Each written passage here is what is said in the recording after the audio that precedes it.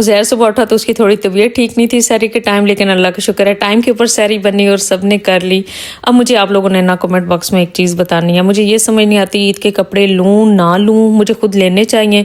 क्योंकि ना कई मेरी फ्रेंड्स आकर नीचे कमेंट्स करती हैं कि ईद पे तो अपने कपड़े ले लेती, लेकिन हमारे क्योंकि कपड़े वैसे ही इतने आ जाते हैं ब्रांड्स की तरफ से, तो मेरा दिल होता है कि मैं वही कपड़े ईद पे पहन लेती हूँ, ऐसे पैसे लगाने की क्या ज़रूरत है। आज नासिर साहब भी बोल रहे थे कि पूरे मतलब 2 अशरे गुजर गए और तुम एक दफ़ा नहीं गई अपने को ईद के कपड़े देखो, बच्चों के देखो। अब मैं कह रही थी कि बच्चों के तो आज जाके ले आऊँ क्योंकि फिर साइजेस नहीं मिलते।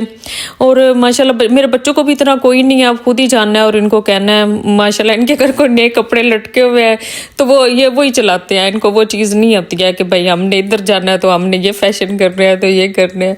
अब मैं सोच रही हूँ कि आजकल मैं जाऊँ, इससे पहले के एंड पे तो सारे साइज़ निकल जाने हैं। पिछले साल भी मैंने माशाल्लाह से पहले सूट ले लिए थे, लेकिन इस साल मैं कह रही हूँ कितने कपड़े आ गए हैं पहले ऑलरेडी, तो अभी नए भी हैं कुछ पड़े हुए। तो मैं कह रही थी कि वही ईद पे अपने तो चला लूँगी बजाय ऐसे टाइम वेस्ट करने के। रमज़ान है फिर रोज़ा होता है, और 1-2 दफ़ा मैं पूरे ये रमज़ान में अभी तक इम्तियाज़ ही गई हूँ जो आप लोगों के साथ भी शेयर किया, और 20 दिन हो गए अम्मी के घर भी नहीं गई और मेरा दिल था आज उधर भी हो जाऊँ। और बाकी इससे पहले कि डिलीवरी पता है 25वें रोज़े तक ख़त्म हो जानी है, कोरियर सर्विसेज बंद हो जानी है, तो ऑनलाइन ऑर्डर करनी है तो ईशा ऑर्गेनिक की स्किन पॉलिश जो है इससे पहले कर ले ऑर्डर।